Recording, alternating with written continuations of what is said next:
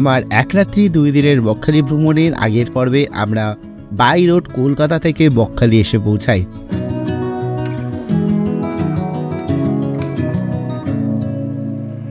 ও তার সাথে এই সময়ে বকখালি আসা রোড কন্ডিশনসও আপনাদের সাথে শেয়ার করেছিলাম। এদিন আমরা এসে উঠেছিলাম WBTDCL এর বকখালি সমুদ্র সৈকতের গা লাগোয়া বালুতট ট্যুরিজম রিসর্টে।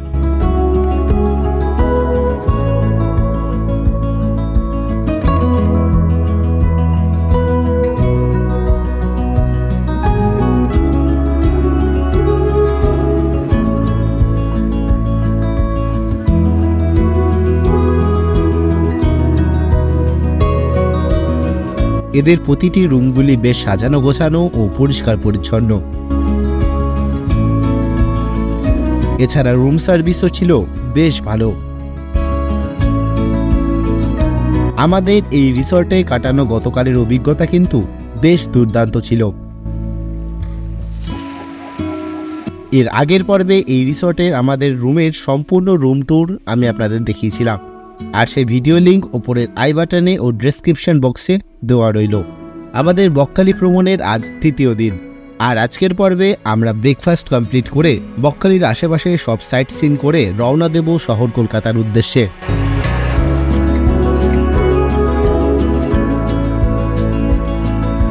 Good morning everyone, good morning from West Bengal ট্যুরিজমের বালুতট রিসর্ট বকখালিতে। আজকে আমাদের ডে 2, আর আজকে আমরা বকখালির টোটাল যে লোকাল সাইট সিন আছে সেটা ঘুরে দেখব। ব্রেকফাস্ট আমাদের কালকেই আমি বলেছিলাম রুমের সাথেই কিন্তু কমপ্লিমেন্টারি, আর একটু বাদে যাব ব্রেকফাস্ট করব, তারপর বকখালিটা সম্পূর্ণ ঘুরে দেখব। এই চলে এসছে আমাদের ব্রেকফাস্টে রয়েছে লুচি, এখানে ঘুগনি, কলা আর হচ্ছে এই সন্দেশ। এটা হচ্ছে আমাদের আজকের ব্রেকফাস্ট। এছাড়াও দুটো অপশন আছে, সেটা হচ্ছে যে ব্রেড আর অমলেট নিতে পারেন, তাছাড়া দুধ কর্নফ্লেক্স নিতে পারেন, যেটা আপনাদের চয়েস। আমরা এই পুরি আর সবজি নিয়েছি। এটাই আমাদের আজকে সকালের ব্রেকফাস্ট। কালকে থেকে আমার যা অভিজ্ঞতা হয়েছে, ওয়েস্ট বেঙ্গল ট্যুরিজমের খাবার কিন্তু সত্যি অসাধারণ। চলুন ব্রেকফাস্টটা ট্রাই করা যাক, খাবার দেখি কীরকম।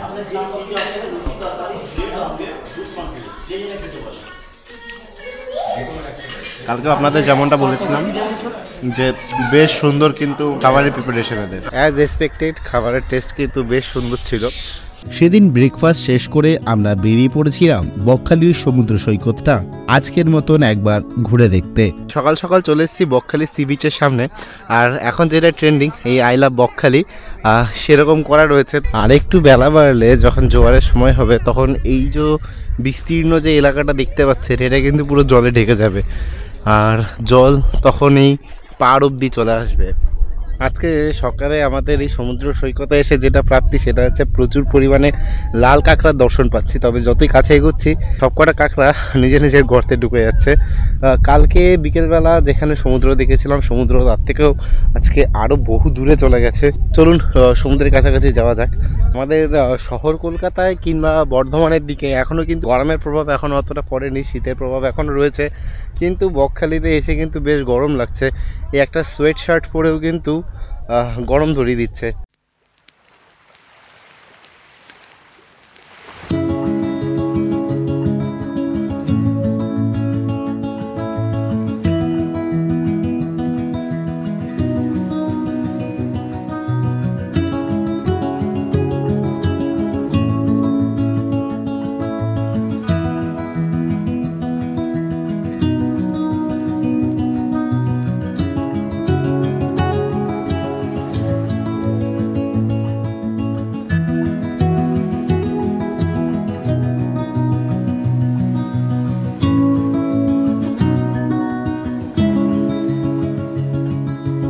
বকখালির সি বিচকে বিদায় জানিয়ে এবার যাওয়া যাক আমাদের রিসর্টের দিকে। আর রিসর্টের পেমেন্টপত্র সব কমপ্লিট করে চেক আউট পর্ব শেষ করে আমরা বেরিয়ে যাব আজকের আমাদের যে বকখালি সাইট সিন আছে সেটা করতে।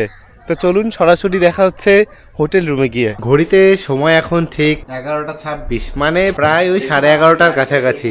এবার আমাদের সময় হয়ে গেছে এই বালুতট ট্যুরিজমের প্রপার্টিটাকে ছেড়ে বিদায় নেওয়ার। আমরা অলরেডি রওনা হয়ে পড়েছি আমাদের প্রথম গন্তব্য, মানে আজকের ডেস্টিনেশন আমাদের সাইট সিনের সেটা হচ্ছে কার্গিল বিচ। আমাদের যে রিসর্ট, সেই রিসর্ট থেকে প্রায় 3 কিলোমিটারের কাছাকাছি রাস্তা, আর মাত্র 550 মিটার মতন বাকি রয়েছে। আমরা আমাদের আজকে সাইট সিন আমাদের এই গাড়িতেই কমপ্লিট করব। একটা সাইডেই পড়ে যাচ্ছে কার্গিল সি বিচ, তার সঙ্গে বেনফিশ আর ফ্রেজারগঞ্জ একটা সাইড, আর হেনরিজ আইল্যান্ডটা হচ্ছে আরেকটা সাইড। আপনাদের কাছে সাজেশন থাকবে যে প্রথমে আপনারা এই ফ্রেজারগঞ্জ, বেনফিশ আর কার্গিল সি বিচ এই তিনটে আগে কমপ্লিট করে হেনরিজ সি বিচটা দেখে তারপরে আপনারা আবার রওনা দিতে পারেন শহর কলকাতার দিকে। এছাড়াও এই 4টি সাইট সিন আপনারা টোটোতে করেও ঘুরতে পারেন, তবে সেক্ষেত্রে আপনাদের 300 টাকা দিয়ে টোটো রিজার্ভ করে তারপর ঘুরতে হবে।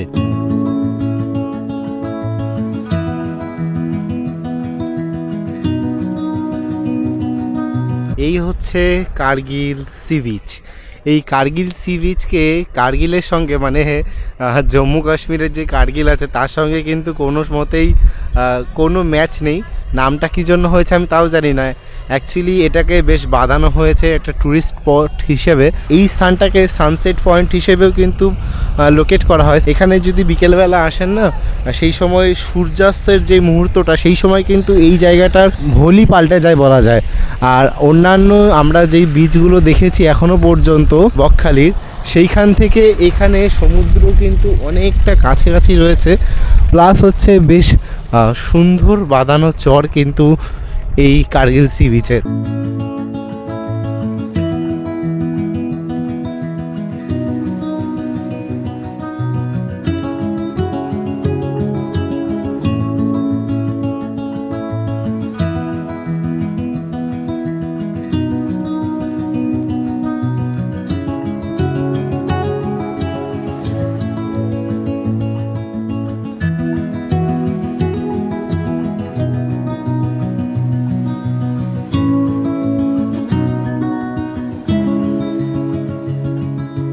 কার্গিল সমুদ্র সৈকত কিন্তু আর এক বকখালির অন্যতম পপুলার সমুদ্র সৈকত। আপনারা যখনই আসবেন বকখালি অবভিয়াসলি কিন্তু কার্গিল সি বিচটাকে ভিজিট করবেনই করবেন। কার্গিল সি বিচ ঘোরা আমাদের শেষ হলো।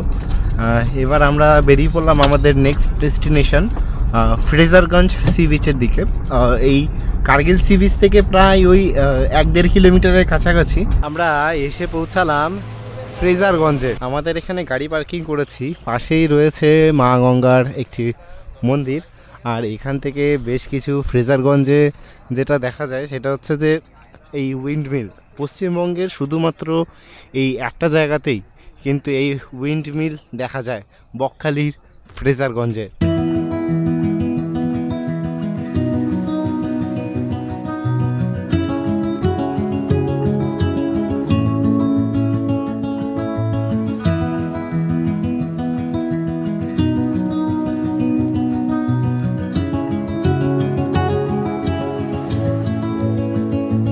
ফ্রেজারগঞ্জে এসে বিশেষ কিছু দেখার বলতে কি বলবো, এখানে জাস্ট কাদায় ভর্তি রয়েছে, এক ভর্তি কাদা।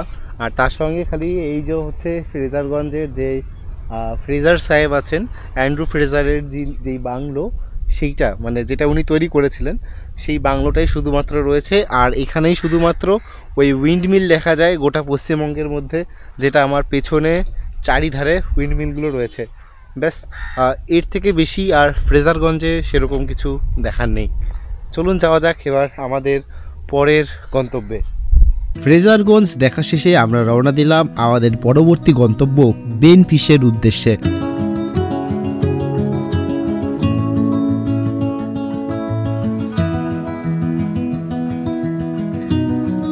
এখানে টিকিট কাটতে হয়। 2 চাকা গাড়ির জন্য 5 টাকা, 4 চাকার গাড়ির জন্য 15 টাকা। আমাদের এই গাড়ির জন্য 15 টাকা কিন্তু নেবে। তাছাড়া আবার জনপ্রতি আবার এন্ট্রি ফি আছে 5 টাকা করে, মানে 15 টাকা হচ্ছে গাড়ির চার্জ, তার সঙ্গে আরও 15 টাকা আমাদের এই 3 জনের এন্ট্রি ফিস। এই মুহূর্তে এসে পৌঁছালাম বেনফিশে। এই বেনফিশ থেকেই কিন্তু বিভিন্ন লঞ্চ ছাড়ে, যেখান থেকে আপনারা ওই মৌসুনি আইল্যান্ড, তারপরে হচ্ছে জম্মু দ্বীপ, এই সব দ্বীপগুলো কিন্তু এইখানের থেকে লঞ্চে করে আপনারা যেতে পারেন। এছাড়া এখানে প্রচুর পরিমাণে মাছের ভেরিও রয়েছে। আর এই গাড়িগুলো সব হচ্ছে মাছের গাড়ি। কেন বলছি মাছের গাড়ি, প্রচণ্ড মাছের গন্ধ বেরোচ্ছে এখান থেকে, ম্যাক্সিমামটাই শুটকি মাছের গন্ধ, কারণ এই চত্বরটায় প্রচুর পরিমাণে কিন্তু শুটকি মাছ চাষ হয়। এখানে এই দেখুন লেখা আছে সুন্দরবন ভ্রমণ করুন। জম্মুদ্বীপ সাইট সিনে যাওয়া যায়, গঙ্গাসাগর, মৌসুনী, ভগতপুর, লুথিয়ান, এইগুলো হচ্ছে সাইট সিনের জন্য। আর Jambudwip site scene mini launch প্রতিজন 150 টাকা ভাড়া, মাঝারি লঞ্চ কমপক্ষে যদি 25 জন না হয় তাহলে কিন্তু এরা যায় না, আর বড় লঞ্চ 35 জন হতে হবে। তা না হলে কিন্তু এই টোটাল মানে এই 25 জনের যদি আপনারা একজন কি দুজন হন, তাহলে মাঝারি লঞ্চ এবং বড় লঞ্চগুলোতে এই 25 জন এবং 35 জনের যে টাকাটা টোটালটা দিয়ে আপনাকে বুক করে মানে রিজার্ভ করে তারপরে যেতে হবে। তো চলুন এইদিক দিয়েই কিন্তু সেই লঞ্চগুলো ছাড়ে, আর সামনে সারি সারি ম্যানগ্রোভ অরণ্য দেখা যাচ্ছে। আপনাদের সাথে পুরোটা শেয়ার করা যাক। দেখুন এখানে সব মাছ তোলা হচ্ছে।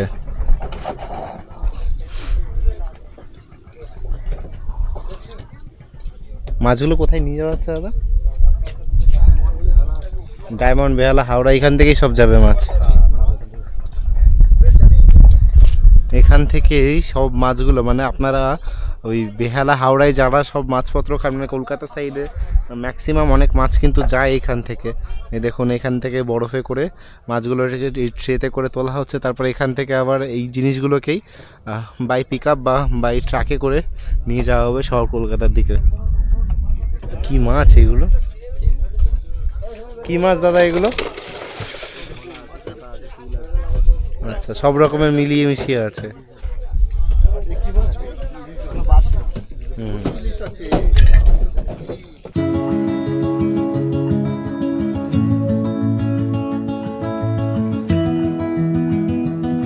ফ্রেজারগঞ্জের এই বেনফিস থেকেই কিন্তু এই দেখতে পাচ্ছেন সারি সারি এইগুলো সব কিন্তু মাছ ধরার ট্রলার, আর এইখান থেকেই কিন্তু সব ট্রলারগুলো যায় আর সমুদ্রে গিয়ে জোয়ারের সময় যায়, গিয়ে মাছ তুলে নিয়ে আসে। আর দেখতেই পেলেন যে এই মাছগুলো এই ট্রলারে করে নিয়ে এসে তারপরে কিন্তু এই যে এইখানে প্যাকিং করিয়ে ঠিকঠাক বাছাই টাছাই করিয়ে বরফ ফরফ দিয়ে শহর এলাকায় পাঠিয়ে দেওয়া হয়। এখান থেকে এই সব লঞ্চগুলো ছাড়ে, যারা আপনারা ওই সাইট সিনে বেরোবেন, ওই জম্মুদ্বীপ, গঙ্গাসাগর, মৌসুনী দ্বীপ, সব কিন্তু লঞ্চগুলো এইখানে মানে ট্যুরিস্ট লঞ্চগুলো এইগুলো এই সামনে এই কয়েকটা রয়েছে, এখান থেকে ছেড়ে যায় আপনাদেরকে ওই সাইট সিন করাতে।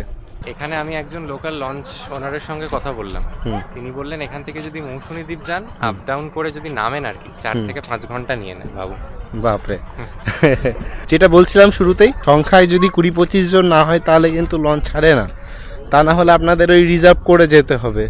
তো এখন ট্যুরিস্ট প্রচুর কম, যাচ্ছেও না সেরকম লোকে, তাই আমাদের এটা স্কিপ করতে হলো, কেননা 20-25 জনের ভাড়া দিয়ে যাওয়াটা সম্ভব না। একজন প্রায় 150 টাকা করে নেয় এই লঞ্চে।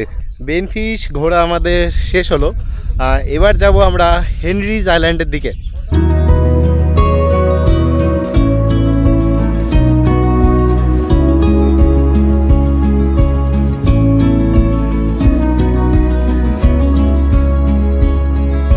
আমরা এই মুহূর্তে এসে পৌঁছালাম হেনরিজ আইল্যান্ডের ভেতরে। গাড়ি এবং আমাদের সমেত মানে সব মিলিয়ে 50 টাকা নিল, লেখাই ছিল যে 4 চাকার জন্য 50 টাকা এক্সট্রা। ওই ফ্রেজারগঞ্জের যে বেনফিশটা দেখালাম ওইটার মতন এক্সট্রা পার পার্সেন্ট চার্জ কিছু নেয়নি, মানে গাড়ি সমেত লোকজন সমেতই 50 টাকা চার্জ নিল। ঘড়িতে সময় ঠিক এখন 1:02। আমরা এসে পৌঁছালাম এই ম্যানগ্রোভ অরণ্যে মোড়া হেনরি আইল্যান্ডের কাছে। হেনরি আইল্যান্ডটা ঠিক আরেকটু এগিয়ে, আমাদের এই পথ ধরে সোজা এগিয়ে যেতে হবে। এই হচ্ছে হেনরিজ আইল্যান্ডের সব থেকে যেটা ভালো লাগে, এই নিচের এইগুলো কিন্তু সব টাইলস করা রয়েছে দেখা যাচ্ছে, এটা কিন্তু এত পরিমাণে পায়ে পায়ে মানুষের বালি উঠে এসছে যে টাইলসটা পুরো কিন্তু ঢেকে গেছে, তাই এটাকে পুরো সাদা লাগছে রাস্তাটা। আর আমার দু সাইডে কিন্তু ম্যানগ্রোভ রয়েছে।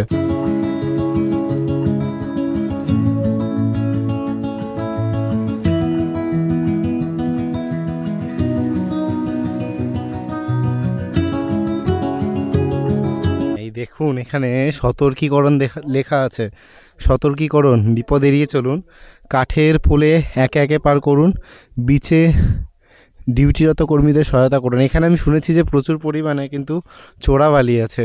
এই কাঠের পোলটাকে আমাদের এবার ক্রস করে এগোতে হবে সামনের দিকে।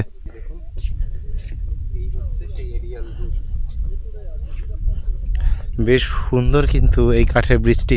আবার এখানে আরও একটা সতর্কীকরণ দেওয়া রয়েছে, যে যেটা বলছিলাম কিছুক্ষণ আগে, চোরাবালি ও চোরা স্রোত রয়েছে, তাই সমুদ্রে নামা কিন্তু মানা রয়েছে এখানে। সব থেকে অবাককর এবং বেশ সুন্দর যে জিনিসটা লাগছে, গাছের মানে দুধারের গাছগুলো ওপরের অংশগুলো মিশে ঠিক একটা সুন্দর একটা সেই রাউন্ড টাইপ দূর থেকে মনে হচ্ছে না গুহার ভেতরে ঢুকছে সেরকম টাইপ। দারুণ জায়গা, দারুণ জায়গা, দারুণ সুন্দর। এই বিচের যেটা সৌন্দর্য মানে আমাদেরকে বা মানুষকে আকর্ষণ করে সেটা হচ্ছে প্রথমত তো ম্যানগ্রোভ, দ্বিতীয়ত এই সাদা বালির বিচ।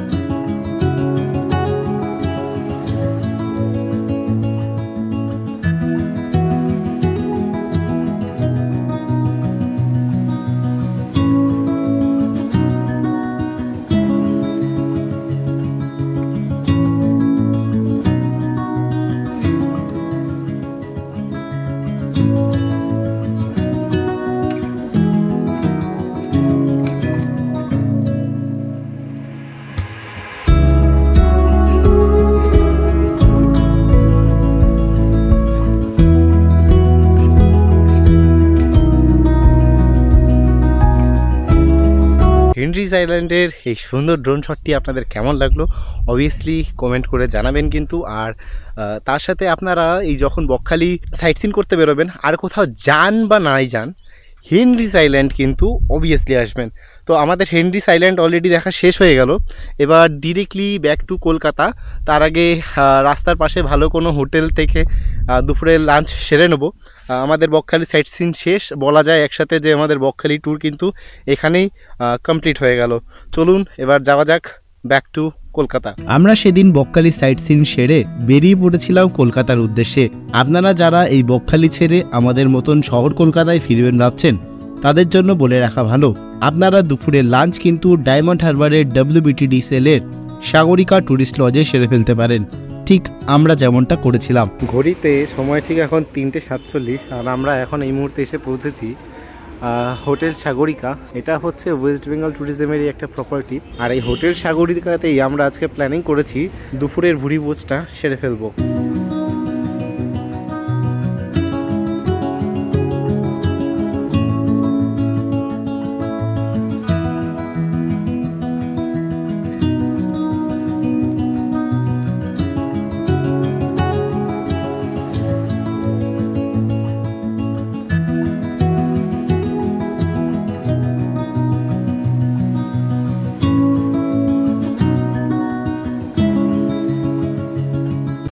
রিতম দা, খাওয়া দাওয়া তো করলে, কেমন টেস্ট বলো? দেখ, বকখালিতে যারা খেয়েছিলাম আমাদের স্ট্যান্ডার্ডটা একই রকম লেগেছে। এখানে আমার মনে হলো পদের যে ভ্যারাইটি সেটা একটু কম, বকখালিতে বেশি ছিল, তবে খাবারের স্বাদ খুব ভালো ছিল। আর এদের যে জিনিসটা নোটিসেবলি বেটার, আমি বলছি নোটিসেবলি কথাটা, এটা হচ্ছে না যে সার্ভিস। একদম বকখালির ওখানে কিচেন বা ওই যে ব্যাপারটা আমার একটু ঢিলা লেগেছে, মানে বলে বলে যেন জিনিস করা আমরা খুঁজে পাচ্ছিলাম না দ্বিতীয়বার চাওয়ার সময়, এসে অ্যাটেন্ডও করছিল না। এখানে স্টাফও বেশি, মানে রেস্তোরাঁ টোটাল এরিয়াটাও দেখে বুঝতেই পারছেন আমার পিছনে অনেকটা বড়। ভুড়িভোজ অলরেডি আমরা শেষ করে ফেলেছি, এবার আবার আমরা রওনা দেবো আমাদের গাড়ি করে কলকাতার উদ্দেশ্যে।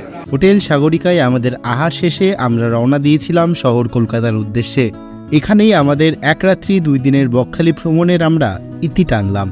দেখা হচ্ছে আপনাদের সাথে আবার নতুন কোনো একটি গন্তব্যের নতুন কিছু গল্প নিয়ে। ততদিন পর্যন্ত ভালো থাকবেন, সুস্থ থাকবেন। আর চ্যানেলে নতুন হয়ে থাকলে চ্যানেলটিকে সাবস্ক্রাইব করে ও ভিডিওটিকে লাইক করে পাশে থাকার অনুরোধ রইল।